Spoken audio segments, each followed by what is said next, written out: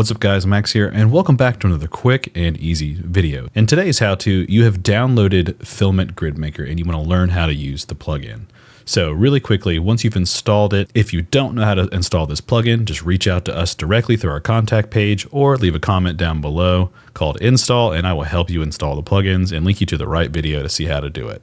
Now, once it's installed, let's go to Window and then tick the box Filament GridMaker right here. It'll open up this box right here, and then we can just drag it and dock it into After Effects. So in our composition, I have four things. So we have fish, boats, this, and this. And the whole point of GridMaker is to quickly make grids in After Effects. Now, it works with any size footage. Now, to go over GridMaker, we're currently on version 1.7. If you've downloaded the plugin, you get automatic updates through our online user system. So just watch out for emails, and we'll let you know when it's updated.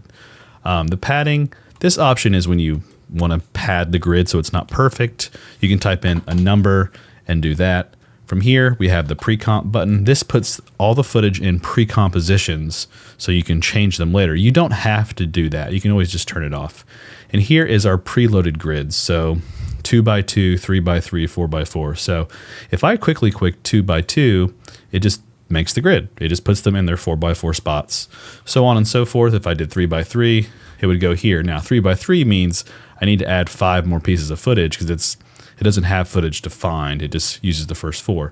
And it always does top to bottom. So if fish are on top, it's going to be the far left here. Now, if you want to easily switch what footage is in what place, I suggest ticking the pre-comp button and then doing, for this particular grid, it's 2x2.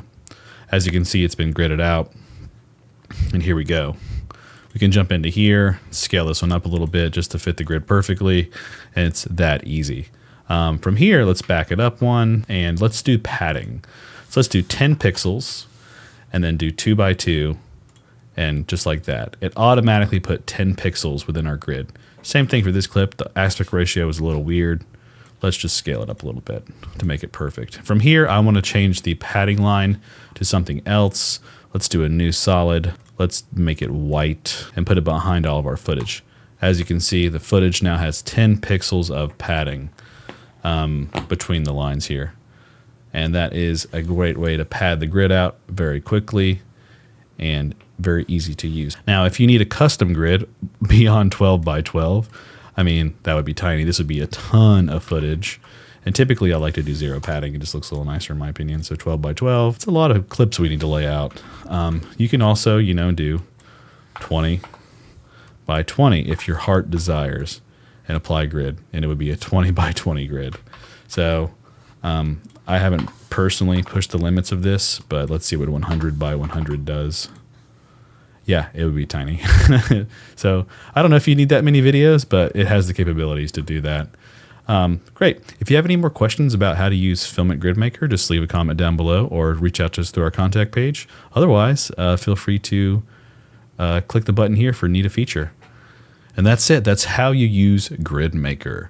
Now, I just want to say thank you for purchasing GridMaker. This is full-on support for creating tools for creators like you and me. I've been using After Effects for a good solid 15 years. I've been diving into some crazy VFX work lately, and tools like these really save me a lot of time. Every tool that we create, we invest everything back into creating new tools for the community. And like always, if you think of a great idea, send us a note and we will get something made for you ASAP. And if you want to check out any more products, they're on the product page. Cheers.